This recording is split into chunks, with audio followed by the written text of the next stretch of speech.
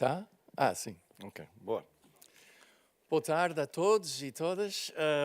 O meu nome é Michael Baum.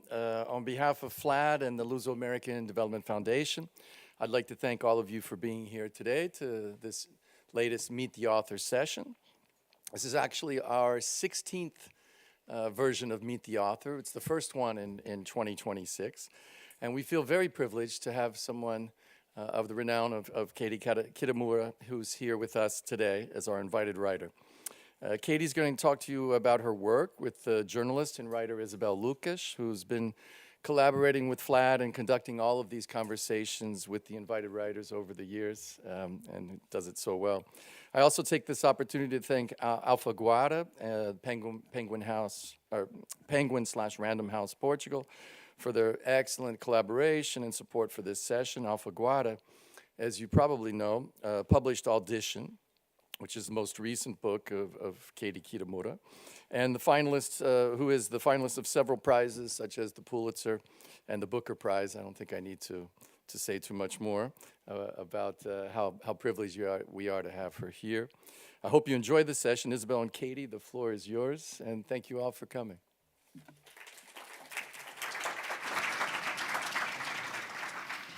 Thank you, Michael. Obrigada. Boa tarde. Good afternoon. Michael has presented Katie so well that I'm going to be very summarize. I'm going to summarize everything. So we have Katie Kitamura, one of the most distinctive voices in contemporary American fiction. She's the author of 5 novels: The Long Shot, Gone to the Forest, A Separation, Intimacies, that is published here in Portugal with the title Intimacies, and now, most recently, Audition. Em português, Audição. This is the cover and the book. Her novels explore intimacy, performance, uncertainty, and the difficulty of truly knowing another person, themes that approaches with remarkable psychological precision and formal control. Katie Kitamura teaches writing in New York University and lives in Brooklyn. Welcome, Katie, for this conversation. First of all, I would like you to read an excerpt of this novel, Audition, in English. I don't know. I guess it's the chapter 5 in the part 1 or 2. I think it's chapter 5 in part 1. In part 1. Yeah, but if you have the Portuguese version or... Thank you so much to all of you for being here. Thank you to FLAD for hosting me. Thank you to Isabel for this wonderful conversation. It's a total joy to be here, and I'm so grateful to Autora and to my incredible Portuguese translator, Tânia Ganho, who this is the second book of mine that she has translated. And I write quite a lot about translation in my work, so I'm immensely grateful to her for the incredible work that she does. So my book Audition is about a woman who's very much in the middle of her life. She is a successful actress. She is happily married, and then her life is upturned when a stranger, a young man, approaches her and tells her that he believes that he is her son. And from that point, kind of 2 parallel narratives unfold in the book. I don't think you need to know very much to follow this section. The young man's name is Xavier. The director of this play that she's rehearsing is called Anne. Xavier asked if I'd been able to immerse myself in my new part, if that process had taken place. And I looked up at him, startled out of my thoughts. He was gazing at me with a placid expression, not in the least as if he were asking a sensitive question. And yet, he had touched upon something that was in fact a vulnerability. He had found with unerring intuition something that was now beginning to trouble me. I wondered how innocent the question was, if Anne had said something to him, if she could also tell that things were not progressing as they should. It would have been fair for her to be concerned. We were 3 weeks into rehearsal, and I'd had an unusually long time to prepare, and yet I still felt myself too much to be playing a part. I couldn't seem to locate the center of the role. This wasn't necessarily unusual. In the past, there have been plenty of parts that had continued to elude me, even as the work as a whole improved. whether through my own failing, or failing in the writing, or the direction, or something else altogether. The alchemy was particular, and the truth was that there were many occasions when it went awry, or did not cohere. I'd come to see it as something of a crapshoot. You never knew if this would be the one, when everything would come together, or if it would fall by the wayside, another disposable performance, the detritus of a soon-to-be-forgotten artistic endeavor. But in the case of this part, this production, I had every reason to hope for the best. Not only was I working with Anne, but the play had been written by a playwright I had long admired. She was a young writer, exceptionally brilliant. I had seen an early production of hers at a small theater downtown that seated no more than 80 people. The theater was half empty the night I went, but even in a half-empty theater with a cast of unknowns, I knew that she was an extraordinary talent. Tension grew out of every scene, scenes in which nothing took place, and people said very little, and yet the pressure grew and grew, so that by the end of the play I realized I'd been in a sickening state of unease for some time, and when I emerged from the theater, I was simultaneously invigorated and physically exhausted, every nerve in my body still standing on end. Of course, I immediately called my agent and asked her to arrange a meeting, and not too long after that I spoke to Anne, who had also seen the young playwright's work and been similarly impressed. However, everyone had been by then, so I was by no means assured that we would have the opportunity to work with her, much less that she would make a new piece with us. But as it turned out, after nearly 2 years of expressions of intent and little more, she suddenly called me and said she had something. When she sent me the play, I knew from the first page that this was a part for me, the one that came along only very rarely, and that if I was patient and careful, it could form the basis of the best work I had ever done.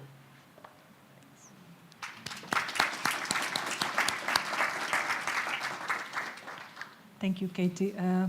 Before we talk about Audition, I'd like to begin a little earlier. What first brought you to fiction? I've always been a big reader.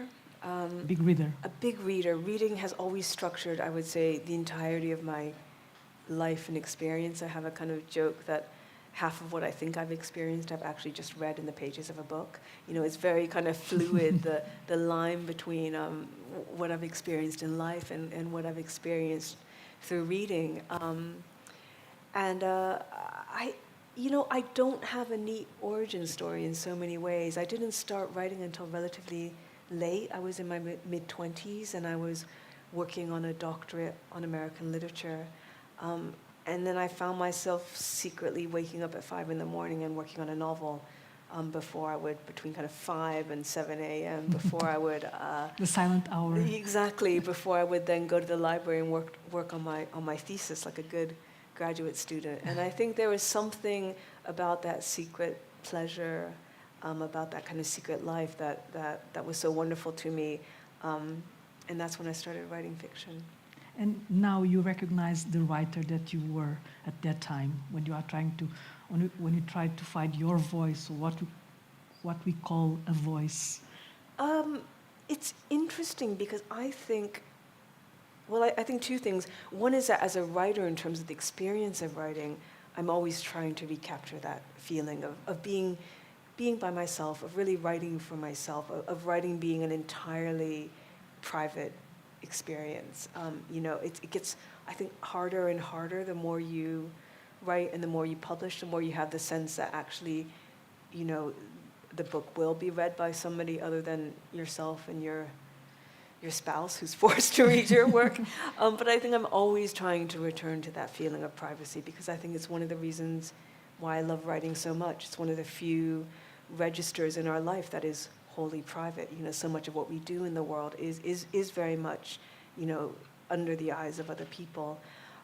But in terms of the actual voice, I think for me as a writer, I had a somewhat unusual trajectory in that I published the very first thing I wrote. The very first piece of fiction I wrote was published. And it was really only around my third book, I think, that I really figured out the kind of novel that I wanted to write. So in some ways, there is a really big break in my work, where the first 2 books, I think I was trying to figure out what a novel was, what a novel could do, if I knew how to write a book. And then I think once I felt I understood that, I started to really enjoy the incredible freedom of the form. And that was when I also started writing in first person. Yes, that first person voice that you have, that you found. Yes. Can you tell us, because it changes everything, I guess. It did. It changed everything for me as a writer. I had, up until that point, written primarily in third person. I'd written my prose was always described as kind of taut and very spare.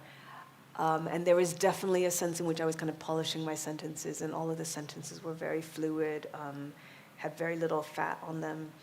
And then I shifted to first person, and I suddenly found a much more fluid register. I found a voice that I felt could accommodate uncertainty and instability.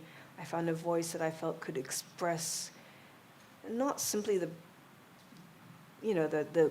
kind of texture of language and prose, but really the working and the movement of a mind on the page through first person. And I think, we were speaking earlier, and probably the writer who most influenced me in this register was Javier Marias, Javier Marias. Yes, I think when I first read... And the book was?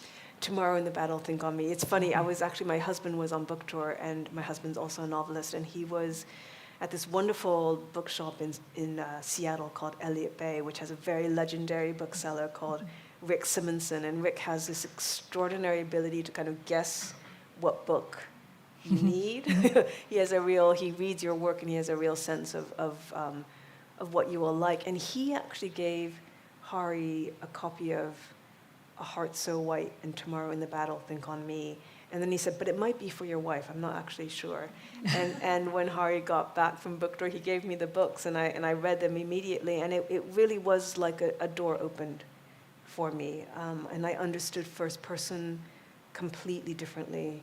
I understood how time functioned in a novel completely differently. And so every time I think about my writing life, I find myself thanking Rick Simonson for handing that book to my husband at the right time, because it really did change things. Just a parenthesis, Katie's husband is Ari Kunzru, I guess I'm saying the right name, perfectly. And he has a book translated here in Portugal. It calls Ruína Azul. It's a very good book, so if you find it, please read it. But you are telling that Javier Marias show you. It was a big transformation. What did you find in that prose of Maria's prose that helped you to construct your voice? I mean, I think there are several things that I have really, that I love about his work. One is the way he plays with genre. A lot of his novels have kind of elements of, they have literal spies in them, but he takes elements of the thriller, and it's much more than just turning the thriller into a kind of existential investigation, which I think many writers have done before. I think there is something about the way his prose inhabits a speculative register that I find completely exhilarating to read. When you read one of his books, they are always projecting into a possibility that maybe never happened and never will happen. But the only way I can describe it is like you're sitting in a room or the scene of one of his books, and then the character will start to speculate on something that might happen or something that might have happened, and then it's like the room is filled with multiple narratives, and they kind of hang heavy in the air, and suddenly you're no longer just in a bedroom, in an apartment in Madrid. You're no longer just in a study, in a house in Oxford. It's like the entire world has kind of gathered inside the atmosphere of that single room, and I think it's really extraordinary what he's able to do. Mm-hmm. Talking about your work, you have written about boxers. I have. Translators, interpreters, actors. People constantly very aware of language, performance, and observation. Do you see connections between all these characters that you create? I do. I mean, I think particularly in the last 3 books, which kind of loosely fit together, I wouldn't go so far as to say they're a trilogy, but they have been kind of, I think, interpreted in that way. And those 3 books, I wrote a book called A Separation, which is set in Greece and is about a translator. I wrote a book called Intimacies, which is set in The Hague at a war crimes tribunal. And as a character that And has a were in Lisbon. yes, and has a phantom. I wrote a character who leaves her husband and her unhappy marriage and goes to Lisbon for a better life. And Isabel said, "Why Lisbon?" And I said, "I don't know. I was just trying to think of the nicest place where I could send my character. I mean, I rarely get." In that time, you'd never been in Lisbon. No.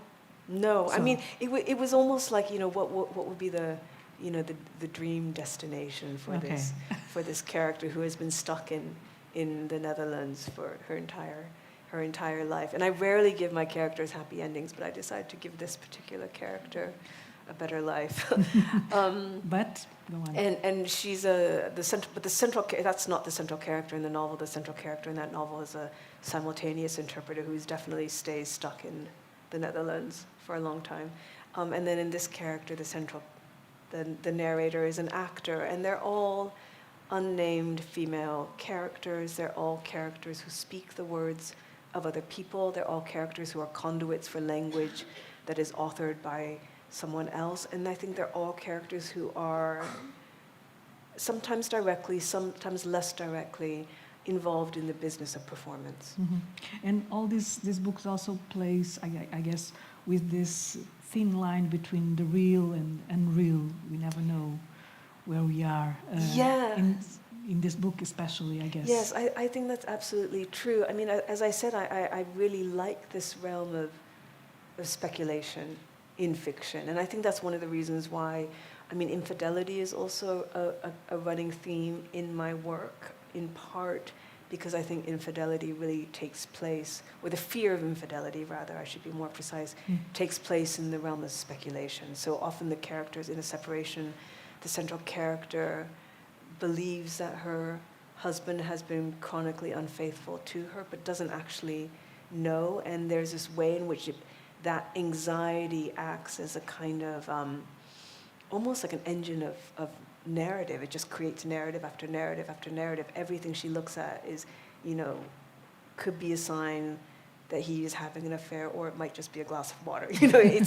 And I think so that kind of line up between the real and the fantasy and reality is something that I've always been really fascinated with. And I think it's in this book that I really wanted to kind of put that much more directly on the page, and in a way, rather than simply having a character think about fantasy, think about speculation, I wanted to have that kind of register directly enacted in the form of the book itself. Mm-hmm. And the title takes us to a game also. We have Audition, that it's also listening audition. Yes. Did you want to play with this kind of ambiguity within the book?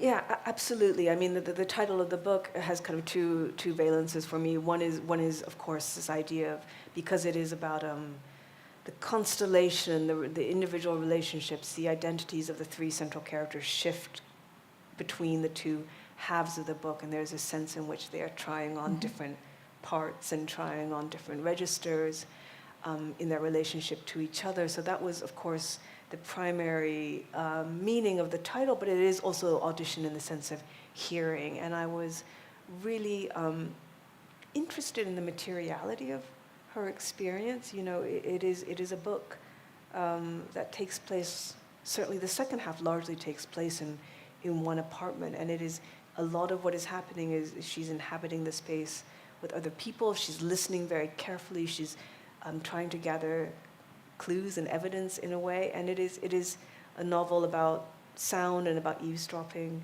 as well. And in that sense, it's a novel, I think, about voyeurism and about that kind of thin line between observation, passivity, complicity, and action. And uncertainty. Oh, I'm sorry. This word doesn't. It creates always a sense of uncertainty, and I guess I told you the words when we were talking earlier. We never know if we are in a place that it's instability. It's Yes. the word that I was trying to find. Uncertainty and instability. Yes. How did you get to this kind of, because you create that sense in a reader, I guess. I don't know how many of you have read the book also, but I guess we share this kind of feelings. How did you do it? I mean, I think something that I'm very interested in is the uncanny, and is that experience, these moments when your everyday life, the world as you recognize it, kind of, the texture becomes a bit thin.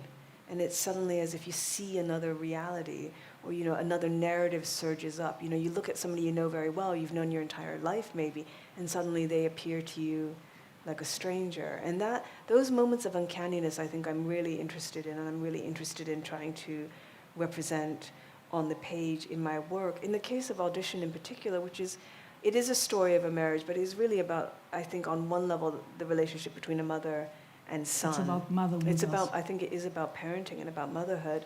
And I think, in the past, I'd tried to write about this uncanniness and this sense of somebody who you believe you know suddenly becoming a stranger in the register of romantic relationships, in the register of marriage. And when I started thinking about this book, I was the mother of 2 young children, and it suddenly occurred to me that the moment when this constant kind of sense of a person very close to you being replaced by a stranger, the relationship in which that happens with the greatest frequency is actually between a parent and child. And my eldest son is now 13. So in these 13 years, he's been dozens and dozens of people.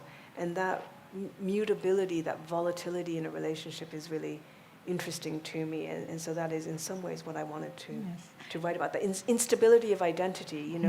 We live under this strange idea that your identity is fixed and you remain more or less, that there is some core person who stays intact over the course of the entirety of a life. But in fact, identity is hugely mutable. It changes over the course of a single day. The person I am right now, kind of speaking in this way, is very different to the person I'll be even when I go home and get into bed.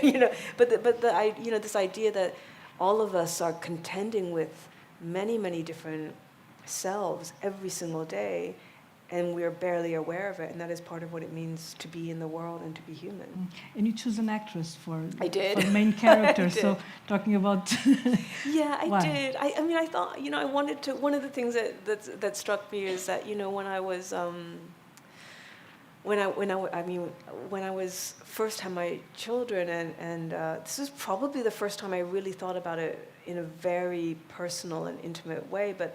I suddenly became aware, and I do live in Brooklyn, so this is definitely part of it, but I did become aware of the way in which I was enacting a version of motherhood. I was like pushing my stroller, and I was like speaking in this strange voice to my children when I was in, all of the ways in which the role of motherhood, I think for most people, is not something that is immediate and organic and natural and intuitive. It's actually something that is very much learned. It's kind of, we're conditioned by society and culture to behave in a certain way that we understand to be the way a mother behaves.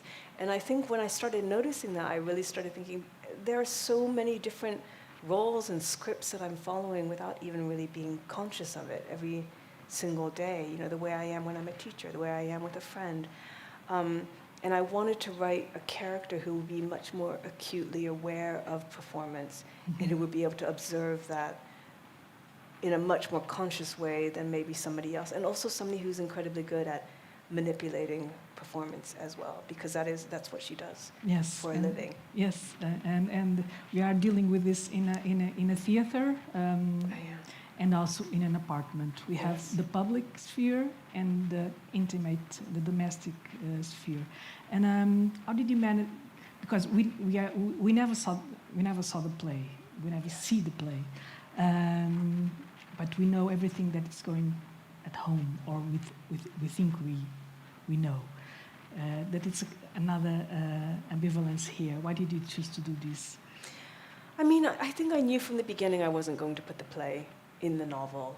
There's a play that's at the heart of the book. The structure of the play is the same as the structure of the book, and in a way they mirror each other. And I knew that if I suddenly, like, I don't know, started like having character line, if I suddenly, started using Final Draft in my, which is a screenwriting software, in my Word document, something about the integrity of the book would fall apart. I mean, I think the play within a novel is a time-honored genre. I think there are writers who've done it really beautifully, but I knew on some level I wasn't really interested in identifying the artificial in the artificial.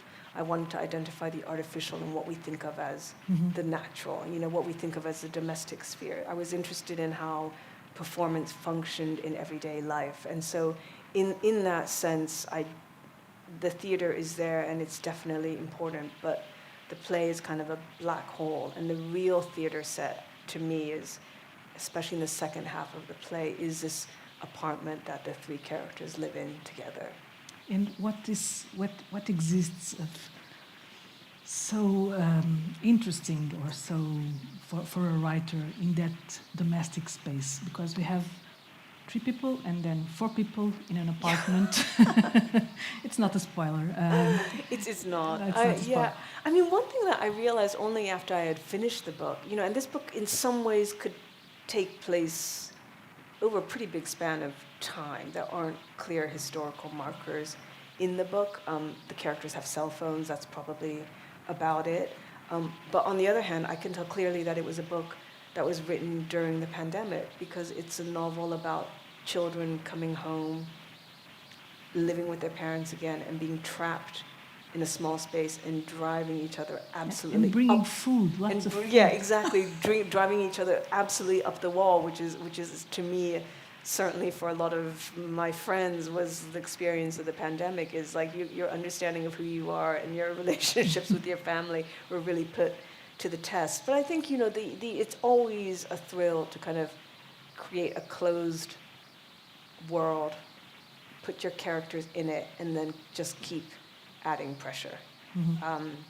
You think about a film like The Exterminating Angel by Buñuel. I mean, that is the power of that film comes from the fact that these characters, I'm sure most of you are familiar with this film, but they get trapped inside of a music room at a long dinner party, and they find that they cannot escape for reasons that are never made clear. And then everything about the kind of bourgeois seeming gracefulness of their lives disintegrate, and they become, they reveal who they really are to their core, and that is because they are trapped in this room. So I think there is some mechanism of that in play. I was really reminded of this wonderful thing that this German-Turkish filmmaker who made this film, The Teacher's Lounge, said, and he said the only rule he had while writing was to add pressure in every single scene. Always be putting more and more pressure on your characters. And I think that was what I wanted to do in this book as well, is just to make things worse and worse for everybody. So there's not happy endings here. I guess you know that already. But there is a very straight connection between theater, the play, and fiction. And I guess you use theater to interrogate fiction writing. I don't know if you did that, but it seems clear here. Yeah, I think absolutely. I mean, I think there's so many correlations between writing and acting in particular, I would say, even more than playwriting, which I've never written a play. I have many friends who write plays. I'm sure there's things about writing a novel that will fit into writing a play. But one thing I often find, I'm friends with a lot of actors, is that they're incredibly good readers, and they understand character remarkably well. They really, really understand character. And I have a friend who was acting in an adaptation of a very well-known novel, which was very acclaimed and which I will not name. Why? And there was something about the novel. I remember when I read it that I didn't, I couldn't, just didn't quite sit right with me, but I didn't know why. And then it was when he was filming the adaptation when he said, you know, this ending doesn't work because this is not something this character could do. And I know that because I'm having to do it on stage, on film. It's very hard to make it land. It's very hard to make it and that was when I really understood, like, oh, if he had read a draft of the novel, he would have been able to identify some of the issues in the book. So in that sense, I think the work that an actor does is not at all dissimilar to the work that a novelist is doing. So you feel closer to the work of an actor than I wonder. playwriter? I wonder. I mean, I'm very intimidated by playwriting. I think the idea, you know, sometimes people ask, have you written a play? It seems very intimidating to me. I like the looseness of the novel as a form. It's a very forgiving form, the novel, compared to a play or a short story. You know, there's room for error in a novel. I'm not sure there's the same room for error in a play. And your characters, I don't know, but it seems to me that they are always very self-aware, even if they don't know exactly who they are.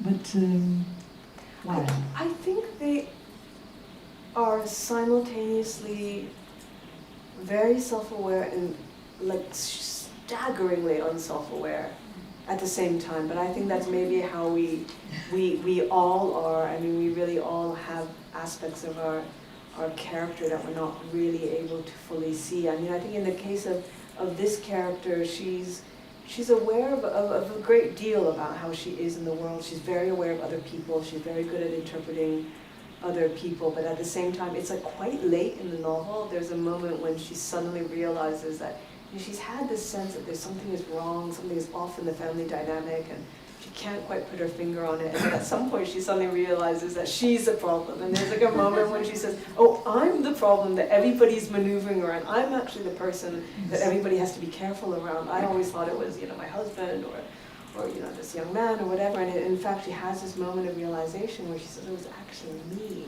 And it's a kind of moment when, how, you know, like in a horror movie, when you realize the phone call's coming from inside the house, she suddenly realizes that all of the things that she's externalized are actually internal problems. But that is something that she is late to realize, and I suspect, you know, a reader would pick up on much earlier. Yeah, but this book is about marriage, as you have said. It's about motherhood, but it's also about families. It's not a subject that's very useful in you, but here there are a family in an apartment, and yeah, I mean, I'm really interested in family, and I'm interested in family as a kind of origin of where so many narratives and power structures come from. You know, I mean, it's you know, we talk a lot about patriarchy, and I think often it's as if patriarchy is something that is a superstructure only, that's enacted in different ways, but as if it's kind of like here. But in fact, for the vast majority of us, the first time we experience patriarchy is in the family, is in the role of the patriarch, of the father. And you know, I'm really interested in the way in a family there are actually quite predetermined roles in many ways. Of course, there's, you know, the parents, but also even the way sometimes people say, "Oh, I could tell you were a middle child," or "I could tell you were an only child." This idea that, you know, something about the different designated parts in a family are so universal, and the behaviors they engender are so instantly recognizable is really interesting to me, because I think we often think of family as something that is, you know, much like motherhood, something that is very natural, inherent, truly authentic. It's where we are with the people we know best in the world. But in fact, I think, you know, that even in this domestic register, even in this very private realm of the family, the outside world really presses in, and that's part of, I think, why I was interested in writing about a family. That relation between the external world and the more intimate, the domestic.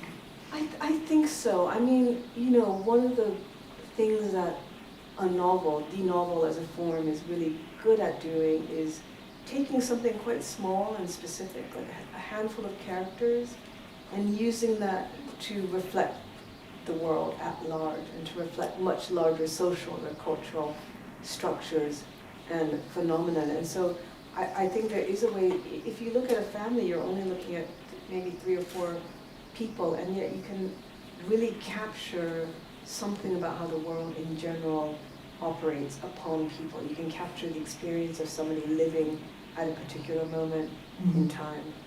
In that apartment, the mother is trying to find what kind of reader is his son. Yeah. He has lots of books. Yes. And now I'm trying to find what kind of reader are you, Katie? I would say I read narrowly and deeply, I think. I'm not actually, I don't feel like I need to read everything. There's a lot that I don't read. I don't read a great deal of nonfiction. I'm less well-read in genre than I would like to be. I would love to be a really good reader of science fiction. Science fiction? Why? Yeah, I would, because I think science fiction is one of the forms where you can speak very directly about ideas, and in particular political ideas, in the form of fiction. And you know, so you want to write about politics? I think it's very hard not to write about politics. I think the realm of the political is in every single book, even if the choice to not write about politics ostensibly is a political choice. You know, the question of where you train your eye as a writer is inherently political, I think. But you know, I love a writer like China Miéville, this English science fiction and fantasy writer. I think is completely brilliant, and I have read all his work. But usually, when I find a writer that I'm interested in, I will then read everything they've written, and then I will go back and read everything that they cite as an influence, and I will try to situate them in so their kind you are in of constellations. lineage. Yeah, so I love constellations. Yeah, I'm very interested. So I'm actually I think it's I don't know if it's bad or just is what it is. I don't alphabetize my books. I've said this to a friend, and he's like, "Oh my God, it makes me want to throw up." It makes me. They're not alphabetized. They're kind of much more organized by constellations. And Constellations? I kind of like to think like I like to put them in books in conversation with each other. In Give my us head. some examples of the constellation. So I would say I had a period of really. I love Elfriede Jelinek, and I had a period of being very preoccupied with her work, and I read all of her work, and then I went back to read Ingeborg Bachmann, so then there's all of Ingeborg Bachmann's work sits next to Jelinek's work, and then because I was reading Bachmann, I was reading Paul Celan's, all of Celan's, so it's like that. But I mean, it's like, they're not huge constellations, but I will usually try to read kind of as much as I can of each writer. I mean, another constellation I would say is post-war female English writers like Elizabeth Taylor, Barbara Cummins, Anita Bruckner. They all kind of all live together in my brain. And if you have to mention writers that formed you, that helped you, you mentioned already Maria's, but it was later. But before that, I mean, I've been very influenced by Marguerite Duras and Natalia Ginsburg. I think are two writers who are really important to me. There's a lot of Japanese writers. I mean, my books are quite short, especially by American standards. yes. But I mean, Kawabata is a really important writer to me, and Tanizaki. And although Tanizaki, of course, wrote the Makioka Sisters, which is really an epic, there are a lot of these really slim novels, and they are so complex and so layered and so restrained but full of emotion in a way that is incredibly difficult to write. I think both Tanizaki and Kawabata do that. You know, they're books about, they're very sensual, but they're also in some ways quite arid. So the contradictions that they're able to capture in 100 pages feels totally miraculous to me. And those were the writers I read in my 20s. So the restraint is a quality that you want to, I don't know, you try to find that kind of way of... I think it's a quality that I'm fighting against in my own work. I mean, one of my, you know, as I said earlier, I've written 2 novels in this much more pared back style, and I was beginning to have this feeling that I was creating this very tense prose that was full of like quote unquote perfect sentences, and that it was almost a way of hiding. Like if there was something in a scene that wasn't quite working, or if there was something that was making me uncomfortable, I would revert to writing the kind of best prose that I knew how to write and rely on style. And that seemed to me so antithetical to everything that writing fiction is about. So then when I started writing in first person, I really was trying to write, to write loose sentences. I was trying to edit much less on the level of the sentence. I was trying not to be afraid of writing a bad sentence. It doesn't really matter. What is a bad sentence? A sentence that sounds, that has infelicities of language, for example, that the rhythm is slightly off, an expression isn't quite sharp enough, a metaphor is a little bit soggy. You don't have the temptation to... But that's what I really try to fight against, because I think the temptation is to write this first-person voice that is, everything is perfectly composed, every metaphor is perfectly expressed on the first try. But I'm actually less interested in depicting a first-person narrator who knows what the story is, knows how to tell the story, and is going to deliver that story to the reader in a kind of tidy package. I'm much more interested in a first-person narrator who isn't sure of what the story is, much less how to tell that story, and is instead on the page trying to understand the reality they're living in. I'm much more interested in capturing the movement of a mind, and in my experience, most minds, or certainly my mind, is full of fumbles and misapprehensions. And I think a lot of what writing is for me now is trying to stick by my guns and not sandpaper everything down to a kind of smooth surface. It is to introduce friction into the prose. I mean, I know I can write a clean sentence. It's one of the first things you learn to do as a writer is to write a clean sentence. But I think that's not what I'm currently interested in. Mm-hmm. So with that, you need a really non-passive reader, because there is a pact here that it's necessary, a very complice reader. Yeah, I mean, I think Audition is a book that has a very particular structure. It's very, very open to interpretation. It was written so that there were kind of, I would say, a minimum of 3, but possibly 4 different ways of reading the book. And it's been really interesting to go on book tour, because in my signing line, people generally will tell me which version of the book they read. But above all, it's a book that's really made by the reader. I think every time I would think about the structure of the book, I would think of it as a kind of,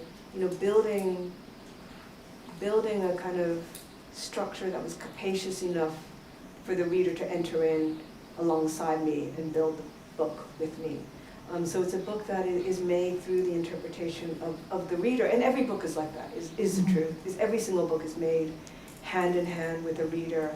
There's a line in the book where the actor, the central character, says a performance is made in the space between the audience and the performer, in the space of interpretation.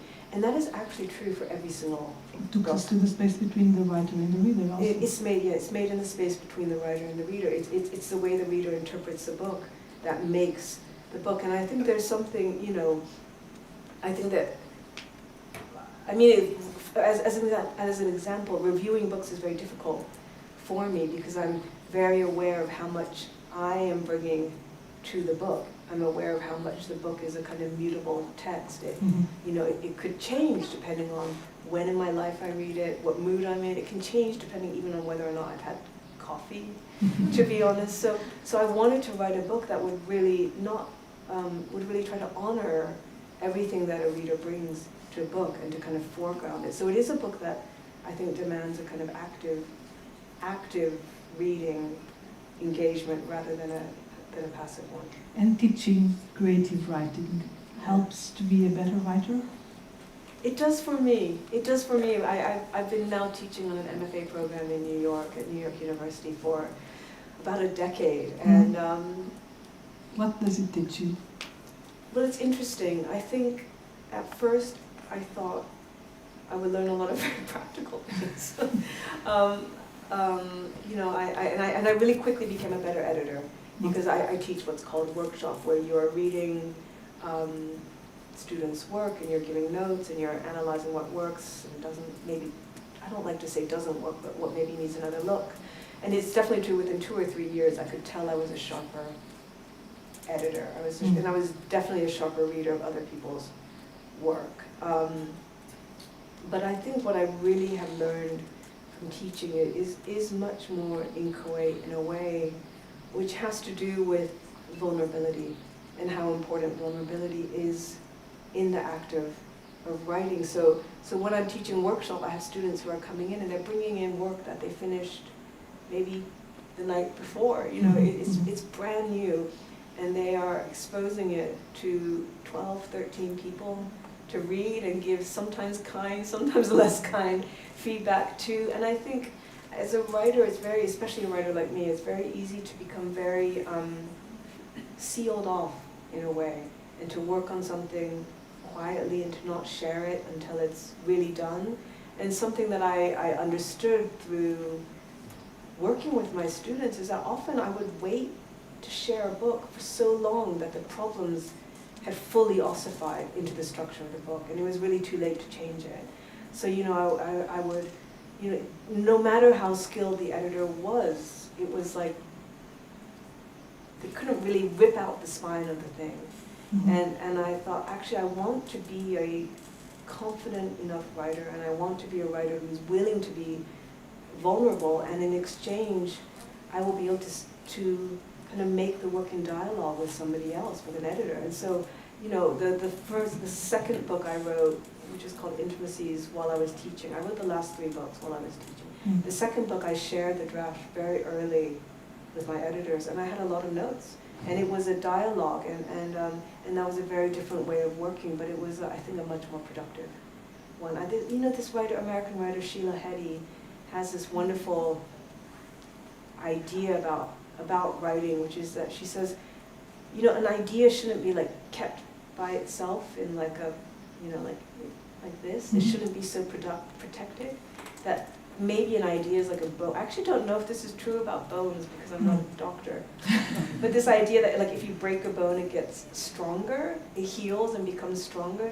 So she was saying, you know, maybe ideas in art and in fiction should be broken and then healed and they become stronger again. I don't know if that's medically accurate, but I love that idea in terms of thinking about work, is that we should be willing to expose our ideas to breakage and then to see what happens when you do that.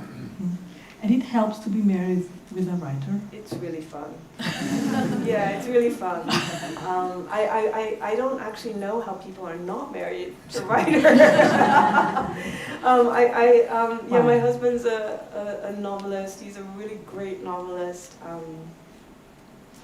And we read each other's work. There's a level of quality control. Like, it's not going to leave the writing factory until he's read it. In the process, you don't share anything? We don't share anything in the process, despite everything I just said. We don't, because there is a way in which you get one really clean first read, I think. And then after that, you're always thinking, it's better than it was. This, you know, it's always going to be against this first draft that you've read. So I really try to work on my own for as long as I can, and then I share whatever I've got with him. And then he gives really, really great notes because he knows what I'm trying to write, and he also would really like me to do it well. And I think he knows what I'm capable of and also what I'm not capable of. So sometimes, you know, in a workshop somebody will be like, be funnier, and you're like, well, that's not what that writer is. And so like he knows where I can push and you know, and the routes that I want to go further down. And then just in terms of domestic happiness, it's, you know, most of my life is being grateful to my husband because he does so much, and he, you know, picks up the kids from school, and he makes dinner, and he empties the dishwasher, and all of these things. And every 2 to 3 years I get to read whatever manuscript he's been working on, and I can say like, Anne, you're completely brilliant, and you're so smart, and you're able to do all these incredible things with fiction, and it's really nice to appreciate your partner in a different non-domestic register. So you recommend that? I recommend. I don't know. I don't know if I know there's a lot of married writer couples. I don't know. You have to do a poll and see how it goes. So there are lots of tension in this book, and it stays with us after days. And I ask you, after writing Audition, what stayed with you emotionally the longest? I know that it is a book that people find quite anxiety-inducing in some ways. But what stays with me from the experience of writing it was so much fun. I loved writing this book. It was a complete joy. I loved every minute of writing, which I don't always, I have to say. With the book before, Intimacies, that felt much more like I felt like it was a harder book to write somehow. But this book I felt like I was taking the structure of the book is a little bit risky in that it's not completely straightforward. And there was something completely exhilarating about that risk, about taking that risk, about doing something that I didn't know if I'd be able to do it. And that brought me so much energy and so much joy, really, to the writing process. And it was in long lists of, short lists of Pulitzer and Booker. It surprised you? Very, very much. I mean, on some level, I think you have to be psychotic as a writer to expect to expect prizes like that to be in your orbit for anything. I think is not how it's not that I was really very, very surprised. I was it's a mystery to me even now. But I feel incredibly lucky. I mean, I think especially prizes like the Booker or the Pulitzer, I think they bring a new readership to your work in a lot of ways. Oh. It's like I've cursed myself by saying that. Not bring a new readership to your work. No, but I mean, certainly the Booker, especially in the UK, is like a lot of people read a book because it's been on the short list, and I think, my God, what an extraordinary gift to have people trust the mechanism of this, to trust the institution of a prize to the extent that they will read a book just because it's been recognized by that prize is really, really wonderful, and I feel very lucky. Let's open to the audience. Now it's up to you. Some questions to Katie.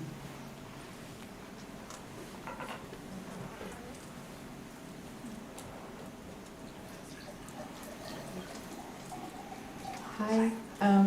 First of all, thank you so much for being here.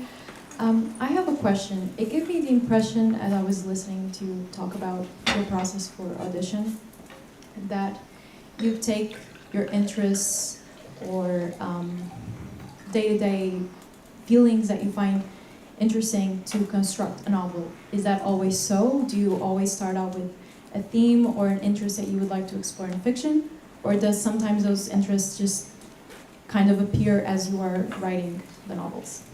Yeah, thank you for that question, and thank you for being here. I mean, in general, I would say that my novels begin with a particular situation that has a kind of ethical quandary at the heart of it. And often the books move very far from that initial premise, but that's almost always how it starts. So in the case of Audition, the kind of question is really like, if a stranger comes to you with an impossible demand and is visibly in need, what will you do in response to this demand? On some level you don't owe this person anything, but do you? What do you owe the people who are around you? What do you owe your fellow humans? In the case of Intimacies, for me, the question was really what it means to witness something, and if there is such a thing as neutrality in observation, and I was very interested in complicity and how we are very much part of and embedded in the institutions that we work for, or that we are, that we draw from in some way, and then in a separation, I was in that novel, which is about a woman who is separated from her husband and who he asks her not to tell anybody that she's left him, and then he dies, and she decides to keep that promise. And so I'm really interested in these questions that kind of pose these situations that create a kind of ethical question where the answer is not very straightforward. And that's usually the starting point for me. But in terms of the day-to-day texture of the location or the setting, that varies widely. In the case of Intimacies, which is set at a war crimes tribunal, I knew nothing about that world of international law and international justice, and I had to do a lot of research to kind of try to figure that out. And I sat in on it. I've read loads of transcripts and interviewed a lot of people. But so it varies. Whereas the world of audition, I knew pretty well just from having spent a lot of time with theater people in New York. Thank you for that question.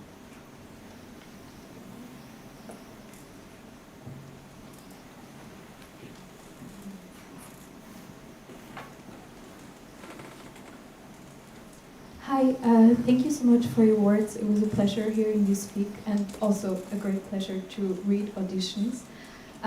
You were describing the writing process as exhilarating, especially with the structure that you now had for this book. So I wonder, with these two parts, how did you pull it off? Did you write simultaneously? Did you write them one after another? What was the process like? I wrote them sequentially. So one of the weird things about my process, which is not the case for many of my friends who are writers, is I always write everything in the order that the reader will encounter it. So there's actually very little big structural changes, but something could happen in the past, but I will always write that after. If it's going to come in chapter 4, I would never write that section before I've written chapter 3. So in the case of this book, it was all written sequentially in the sequence that you encounter it in the novel. But I will say that, so when I started writing this book, it was going to be a very straightforward realist novel. It was going to be about a childless couple who encounter this kind of charismatic stranger and take him into their home and start to role play that he is their child. And I wrote about 30 pages of it, and then the best way of describing it is that it was like driving down a straight road that was very brightly lit and where I could see the destination very clearly in front of me. And I already knew I knew I could execute everything to tell that story, but there was also a way in which I knew there was no risk in it at all for me as a writer, and I knew too well how to tell that story. And I can always, we talk a lot about where does tension come from in a story. To me, it's not simply what is happening on the page between the characters, it's actually in the writer's relationship to what they're writing. And I feel like I can smell when a writer is taking a risk. And I also feel like I can smell when a writer knows they can do everything that they need to do in order to write the book. So I knew I needed to reroute in some way, and that was when I came up with the two-part structure. And really all the way through to the end, I didn't know if I could do it. And I would go downstairs and talk to my husband, at the end of each day, and I'd say, I don't know if it's going to work, but at least I know there's a version I know how to write, which is just straightforward. And yeah, so that was how it went. It was, it felt failure felt very close. It felt very close to the book. But I find the I don't want to say the presence of failure, but the kind of specter of failure actually very exciting in the process. I think if you know that you're trying to do something that might fail, it means that you're trying to do something that is new to you and is beyond your immediate capacity as a writer, and that's very exciting. Thank you so much.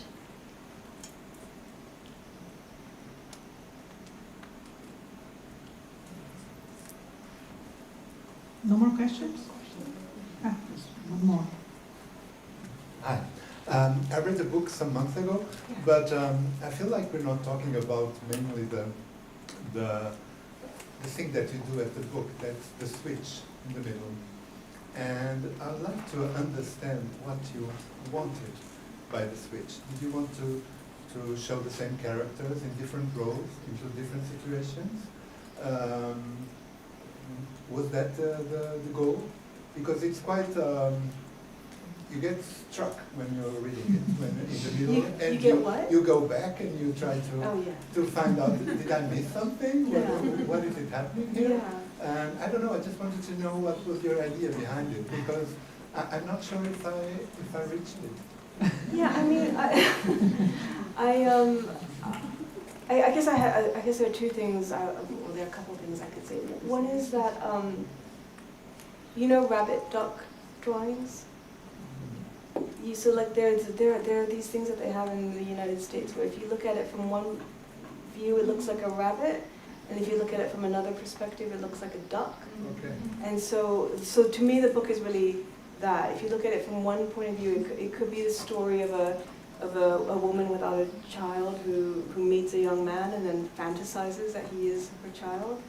Or it could be a woman who has a son who is in some way estranged from her, who she has in some form rejected, and their kind of uneasy reconciliation. So you could, to put it in kind of more straightforward terms, you could either think the first half is reality, is the primary reality, and the second half is fantasy, or you could think the second half is real and the first half is a fantasy. But to me, in a lot of ways, the joy of a rabbit duck drawing, or it always was for me when I was a kid, was to see both at the same time.